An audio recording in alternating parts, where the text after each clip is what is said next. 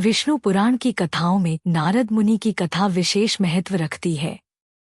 नारद, जो देवर्षि के रूप में प्रसिद्ध हैं, त्रिलोकी में घूमने वाले एकमात्र ऋषि हैं जो भगवान विष्णु के अनन्य भक्त और दिव्य दूत माने जाते हैं। उनकी कथाओं में ज्ञान, भक्ति और प्रवाहमय जीवन का अद्वितीय समन्वय मिलता है। नारद मुनि का जन्म ब्रह्मा जी के मानस पुत्र के रूप में हुआ। वे अपने पूर्व जन्म में एक गंधर्व थे, लेकिन अपनी अहंकारवश अप्सराओं के साथ अभद्र व्यवहार करने के कारण उन्हें श्राप मिला और अगले जन्म में उन्हें एक दासी पुत्र के रूप में जन्म लेना पड़ा। दासी पुत्र के रूप में उनका जीवन अत्यंत कठिनाइयों से भरा हुआ था। उनकी माता तपस्विनी थी और तपस्वियों की सेवा करती थी।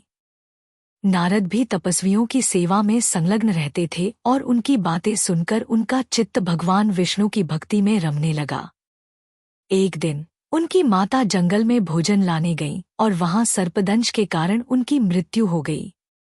इस घटना ने बालक नारद को गहरे शोक में डाल दिया, लेकिन उन्होंने इसे भगवान की इच्छा मानकर भक्ति में अपने जीवन को समर्पित कर दिया।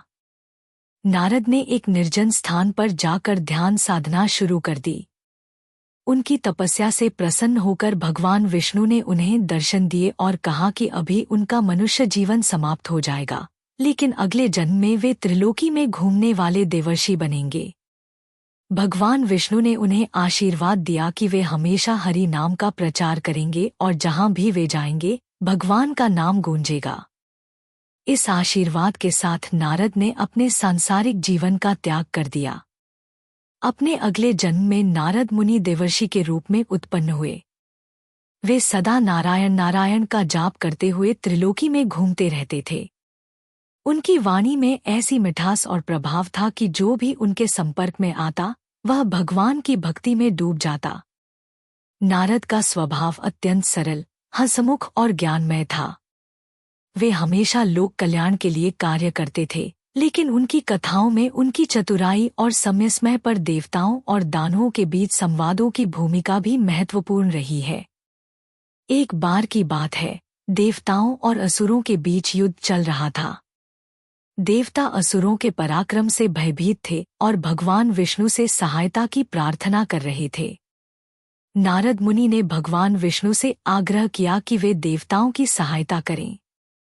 विष्णु भगवान ने अपनी योगमाया से देवताओं को शक्ति प्रदान की और उन्हें असुरों पर विजय दिलाई। नारद मुनि ने अपनी वाणी से देवताओं को प्रेरित किया और उन्हें धर्म और सत्य की राह पर चलने का उपदेश दिया। नारद मुनि की कथाओं में उनकी प्रवृत्ति को लेकर एक प्रसंग अत्यंत प्रसिद्ध है। वे जहां भी जाते वहां किसी न किसी प्रकार से ऐसी स्थिति उत्पन्न हो जाती जिससे भगवान की महिमा प्रकट होती। एक बार नारद मुनि को अपने रूप और तप का अभिमान हो गया। उन्होंने सोचा कि वे भगवान विष्णु के सबसे बड़े भक्त हैं। भगवान विष्णु ने उनके इस अभिमान को तोड़ने के लिए एक लीला रची। उन्होंने नारद मुनि को एक ऐसे गांव में भेजा जहां एक साधारण किसान रहता था। वह किसान दिन भर अपने कार्य में व्यस्त रहता और केवल सुबह और रात को भगवान का नाम लेता। नारद मुनि ने यह देखकर भगवान विष्णु से पूछा कि वह किसान कैसे उनका इतना प्रिय हो सकता है, जबकि वह केवल दिन में 2 बार उनका नाम लेता है। भगवान विष्णु ने नारद मुनि को एक जल से भरा घड़ा दिया और कहा कि इसे बिना गिराए पूरे गांव का चक्कर लगाओ। नारद ने ऐसा किया, लेकिन इस प्रक्रिया में वे एक बार भी भगवान का नाम नहीं ले सके। तब भगवान विष्णु ने उन्हें समझाया कि किसान अपने कठिन कार्यों के बीच भी मेरा स्मरण करता है, इसलिए वह मेरा प्रिय भक्त है। इस घटना से नारद मुनि का अभिमान समाप्त हो गया और उन्होंने विनम्रता को धारण कर लिया।